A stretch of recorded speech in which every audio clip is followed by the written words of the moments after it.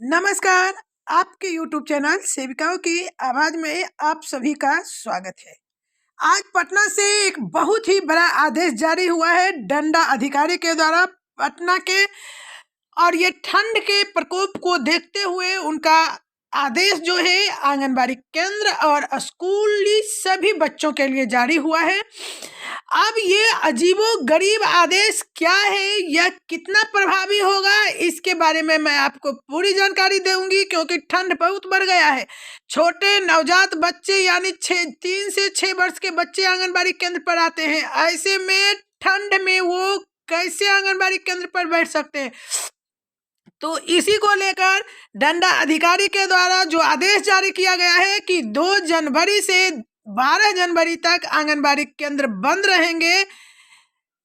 और देखिए किस तरह से आदेश जारी किया गया है, बड़ा ही अजीबो गरीब आदेश जारी हुआ है। तो चलिए हम लेटर को दिखाते हैं और आपको बताते हैं कि इस आदेश का कितना गहरा प्रभाव आंगनबाड़ी केंद्र और स्कूल के बच्चे। आप देख सकते हैं कि न्यायालय जिला डंडा अधिकारी पटना का आदेश है कि जिले में अधिक ठंड और विशेष रूप से सुबह और शाम के समय कम तापमान की स्थिति है, जिसके कारण बच्चे के स्वास्थ्य और जीवन पर प्रतिकूल प्रभाव पड़ने की संभावना है।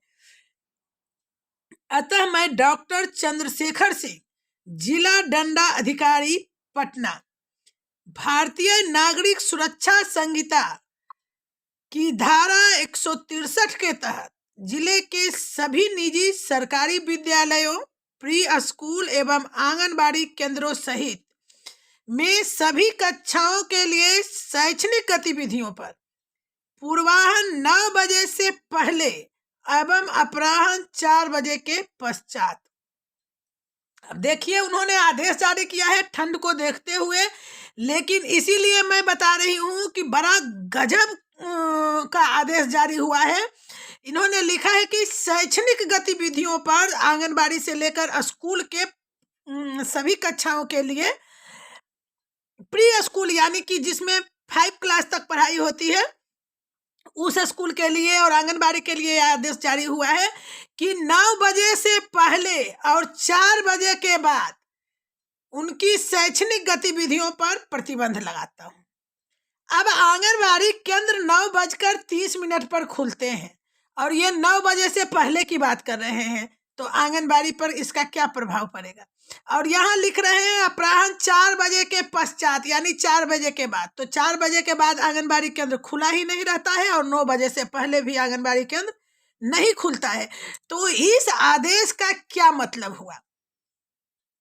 इस आदेश का कोई मतलब ही नहीं रह जाता। ऐसे भी आंगनबाड़ी केंद्र पर बच्चे 9:30 बजे आते हैं और 1:30 से पहले चले जाते हैं, और यहाँ ये 4 बजे के बाद नहीं कह रहे हैं आने के लिए बच्चे को और 9 बजे से पहले।